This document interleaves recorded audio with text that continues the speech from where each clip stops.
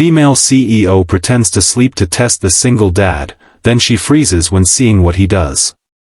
The rain hit the glass walls of the penthouse office like tiny shards of time, each drop carrying the weight of an unspoken truth. Under the dim, amber glow of a single desk lamp sat Evelyn Carter, the kind of woman who made silence feel like a command. At 34, she had built an empire from nothing, a luxury design company that wore her perfectionism like armor. Her presence could freeze a room, her decisions could save or destroy careers in a heartbeat. But tonight, for the first time in years, her confidence trembled. Her new hire, a quiet janitor named Daniel Moore, had done something that unsettled her, something so simple, so pure, that she couldn't stop thinking about it. If you believe that kindness still exists in this world, that even the coldest hearts can melt with compassion, then take a moment to like, comment, share, and subscribe to Kindness Tales, because this story may just change the way you see people forever. Evelyn first noticed Daniel 3 months earlier. He was different from the others, always quiet, never seeking attention, yet meticulous in his work. While others complained about their schedules or pay, Daniel moved through the office with the calm of someone who had already seen storms far worse. His uniform was always clean, his eyes tired but kind, and though he rarely smiled, there was a gentle strength in the way he carried himself. Evelyn didn't want to admit it, but she found herself watching him. Not out of suspicion, but curiosity. There was something familiar about that kind of pain, the kind that hides behind patience. It wasn't until one late evening, when she accidentally overheard him talking softly on the phone, that she learned he was a single dad. His voice, low and careful, was filled with tenderness as he promised his little daughter that he'd be home soon, that he'd bring her favorite soup, that they'd read her mother's favorite story together. Evelyn froze at those words, her mother's favorite story. There was sorrow in that phrase, a weight she understood too well. She had lost her mother young, too. Maybe that's why she couldn't forget him after that night. The next week, Evelyn made a decision that surprised even herself. She arranged to stay late again, though her work was already done. She wanted to see how Daniel behaved when he thought no one was watching. Part of her told herself it was just curiosity, but deep down she knew, she wanted to understand the quiet dignity in him, the kind of man who worked invisible hours to give his child a chance at a better life. That night, she dimmed the lights in her office, laid her head on the desk, and pretended to be asleep. When Daniel entered with his cleaning cart, she listened carefully. The soft hum of the vacuum stopped at the threshold, and for a few seconds, there was silence.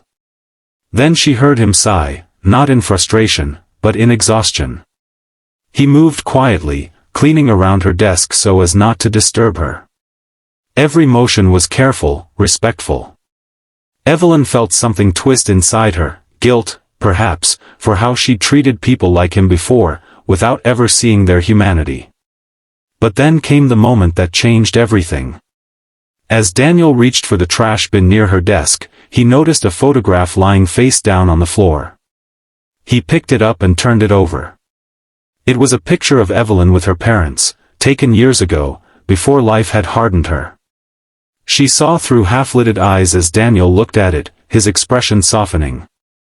Then, to her astonishment, he gently dusted the edges of the photo, set it back on her desk, and whispered, "You look happier here. I hope you find that again." Evelyn's breath caught in her throat. He thought she was asleep. He had no reason to speak those words, no need to care. But he did. And that simple act of unseen kindness broke something open inside her. In the days that followed, she couldn't stop thinking about that night. About how, while she pretended to sleep, he had seen her in a way no one else had, not as a CEO, not as a symbol of success, but as a lonely person who'd lost something precious. So she began testing him, subtly at first. She left her office unlocked with valuables inside.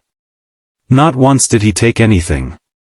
She left small messes, small traps, small moments designed to see if his patience would crack. It never did.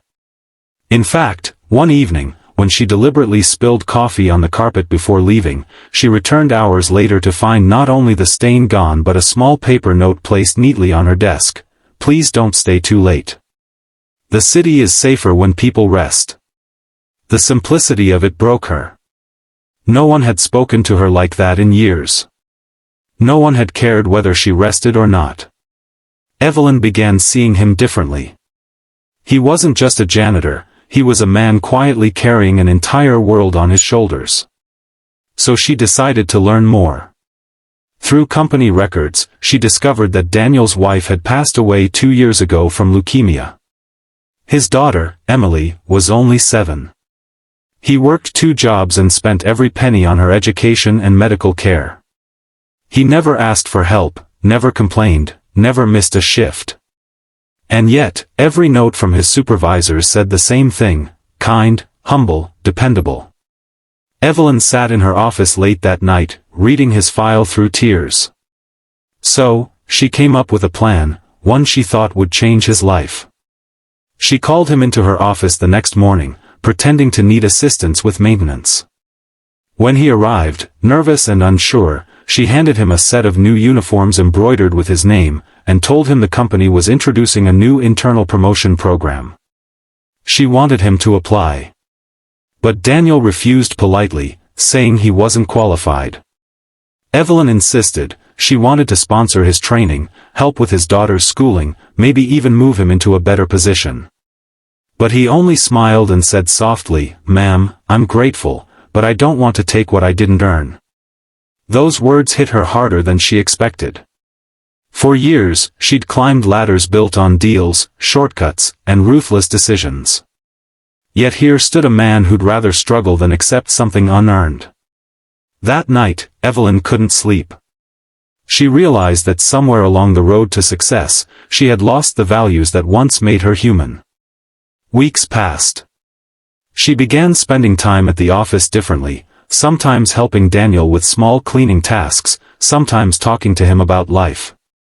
She even met Emily one evening when Daniel had to bring her along after school. The little girl's bright eyes and gentle smile reminded Evelyn of a childhood she never got to finish.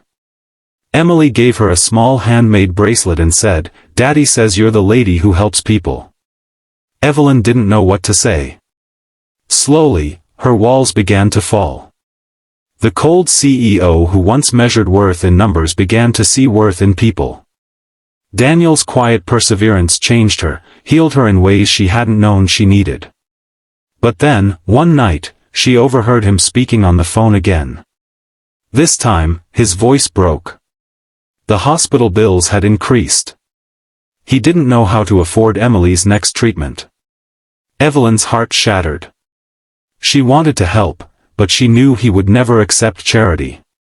So she did something she'd never done before.